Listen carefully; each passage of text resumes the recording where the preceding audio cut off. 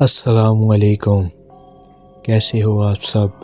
بچپن میں تو ہم سب نے گڈے اور گڈیوں کی شادی بہت دفعہ کروائی، اور خاص طور پہ لڑکیاں ان گڑیوں کی بہت شوقین ہوتی ہیں۔ لیکن آج کی اس ویڈیو میں کچھ انوکھا سا ہے۔ آج ہم آپ کو ایک ایسی ڈال کی کہانی سنانے والے ہیں جسے سن کر آپ کے بھی رونگٹے کھڑے ہو جائیں گے۔ انسانی جسم کی بھوکی یہ ڈال جتنی عجیب نظر آتی ہے، اس کے کارنامے بھی اتنے ہی عجیب ہوا کرتے تھے۔ دراصل یہ اوریجنل سٹوری ہے ایک بھوتیا ڈال کے اوپر، جسے آج بھی ایک میوزیم میں منتروں کی وجہ سے باندھ کے رکھا گیا ہے۔ اینابیل نامی اس بھوتیا ڈال کی کہانی 1918 میں شروع ہوتی ہے۔ اسی سال بچوں کی کہانیاں اور کامکس لکھنے والے امریکن رائٹر جونی کروول نے اپنی کتاب ریجڈی این میں اس ڈال کا ذکر کیا۔ دراصل جونی نے اس کہانی میں اپنے ساتھ ہوئے ایک عجیب سے واقعے کے بارے میں لکھا کہ ایک دن وہ ویسے ہی اپنے آنگن میں ٹہل رہے تھے کہ انہیں اپنے گھر کے بیک یارڈ میں یہ ڈال ملی۔ جونی نے وہ ڈال اپنے گھر میں پہلے کبھی نہیں دیکھی تھی۔ جب جونی نے اپنے اڑوس پڑوس سے پوچھا کہ یہ ڈال ان کی تو نہیں، تو سب نے کہا کہ یہ ڈال ہماری نہیں ہے۔ اب جونی کو کچھ سمجھ نہیں آ رہا تھا کہ یہ ڈال آخرکار اس گھر میں کیسے آئی۔ اس نے اس بارے میں زیادہ نہیں سوچا اور گھر جا کر اپنی بیٹی مورسیلا کو یہ ڈال دے دی۔ مورسیلا اس وقت کافی چھوٹی تھی اور یہ ڈال پا کر وہ بڑی خوش ہوئی۔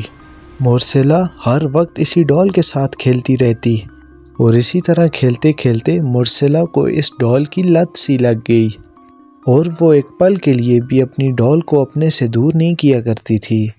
وہ بالکل اکیلی گھر میں بیٹھی اس ڈال سے باتیں کرتی اور کھیلتی رہتی۔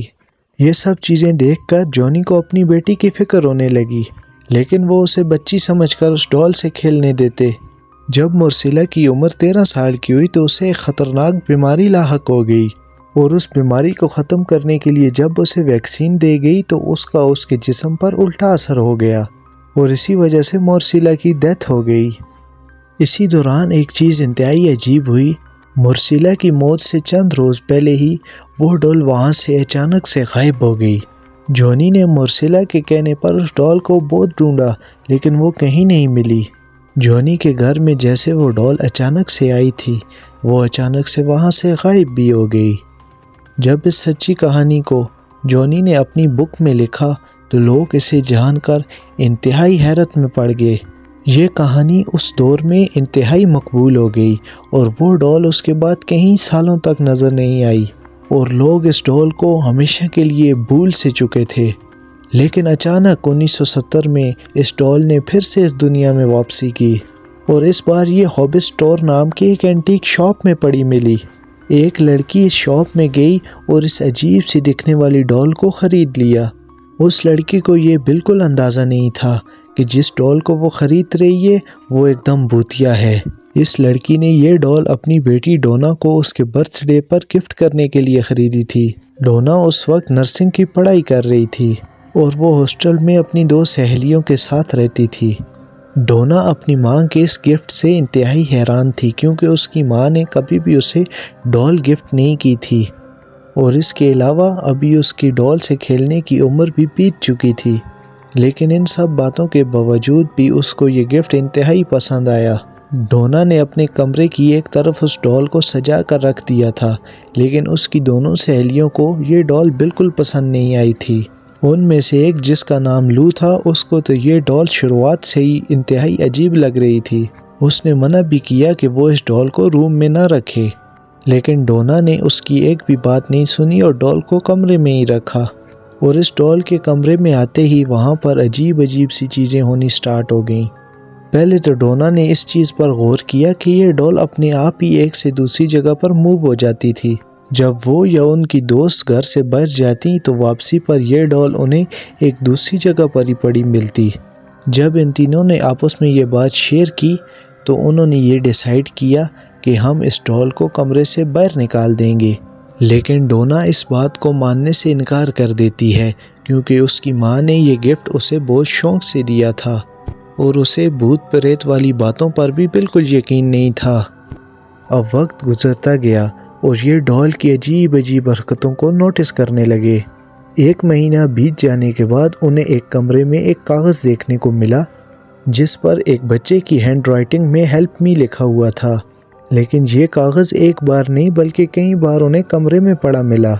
ایک رات جب یہ گھر سے باہر گئے ہوئے تھے تو واپسی لوٹنے پر انہوں نے دیکھا کہ اس ڈول کے سینے پر اور منہ پر لال رنگ کے دھبے لگے ہوئے ہیں۔ یہ تینوں نرسنگ کی اسٹوڈنٹ تھی، اس لیے ان کو یہ پتہ کرنے میں دیر نہ لگی کہ وہ دھبے اصل میں خون کے تھے۔ ان میں سے کسی کو سمجھ نہیں آیا تھا کہ اصل میں اس ڈول کے ساتھ کیا ہوا، اور اس خطرناک واقعے کے بعد لو نے ڈونا سے کافی بار کہا کہ اس ڈول کو گھر پر رکھنا سیف نہیں ہے، لیکن ڈونا اپنے کسی بھی دوست کی کوئی بھی بات سننے کو تیار نہیں تھی۔ لیکن اتنا کچھ ہو جانے کے بعد بھی ڈونا نے اس ڈول کو اپنے کمرے سے نہیں نکالا۔ اب تو ڈونا کو بھی اس ڈول سے عجیب سا لگاؤ ہو گیا تھا۔ ایک دن لو گھر پر اکیلی تھی اور ڈونا اپنی سہیلی کے ساتھ باہر گئی ہوئی تھی، اور تبھی لو کو کمرے سے ڈونا کے چلانے کی آواز آئی، اور چلاتے وقت وہ بھول گئی تھی کہ ڈونا تو گھر پر ہے ہی نہیں۔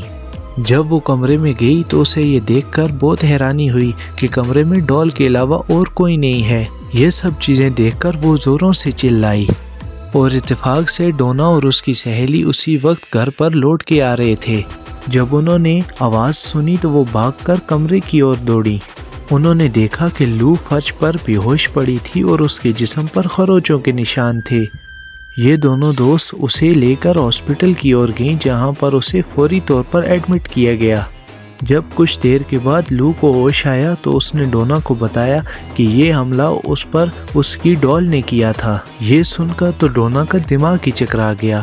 اب لو کی تمام باتوں پر اسے یقین ہونے لگا، کیونکہ اس پر ایک جان لیوا حملہ ہوا تھا اور اس موقع پر وہ جھوٹ بالکل نہیں بول سکتی تھی۔ اس کے بعد ڈونا اپنے ہاسٹل کے پاس والے چرچ میں گئی اور فادر ہیگن کو اس تمام مسئلے کے بارے میں بتایا۔ جب انہوں نے یہ بات سنی تو انہوں نے اپنے سینئر فادر کے پاس ڈونا کو بھیج دیا۔ جب انہوں نے اس ڈول کو دیکھا تو انہوں نے بتایا کہ یہ ایک بھوتیا ڈول ہے اور اس پر ایک خطرناک روح کا سایہ ہے۔ انہوں نے کہا کہ یہ معاملہ سنبھالنا ان کے بس کی بات نہیں ہے۔ اس کے بعد انہوں نے پیرانارمل انویسٹیگیٹر ہیڈ اور لورین، جو کہ ہسبینڈ وائف تھے، ان کو یہ خبر دے دی۔ جب ہیڈ اور لورین نے اس بارے میں سنا تو وہ فوری طور پر ڈونا کی ہاسٹل میں آئے اور اس ڈول کی باریکی سی جانچ کرنے کے لیے انہوں نے ایک ہفتہ اس ڈول کے ساتھ بتانے کا فیصلہ کیا۔ اس ڈول کے ساتھ ایک ہفتہ گزارنے کے بعد ہیڈ اور لورین نے ڈونا کو بتایا کہ اس پر ایک بری آتما کا واس ہے اور ابھی یہ آتما اس ڈول سے نکل کر ایک جسم کی تلاش کر رہی ہے۔ انہوں نے آگے بتایا کہ آتما نے اپنے رہنے کے لیے ڈونا کے جسم کو چنا ہے، اس لیے جتنا جلدی ہو سکے اس کو ڈونا سے دور کرنا ہوگا۔ یہ بات سن کر ڈونا ایک دم سے گھبرا گئی اور ایسے میں اس نے ہیڈ اور لورین کو یہ ڈول لے جانے کی پرمیشن دے دی۔ جب وہ دونوں اس کو اپنی کار میں رکھ کر واپس لے جانے لگے تو اچانک سے ان کی کار کا سارا سسٹم آف ہو گیا اور ایسے میں کار آؤٹ آف کنٹرول ہو کر ایک دیوار کے ساتھ جا لگی۔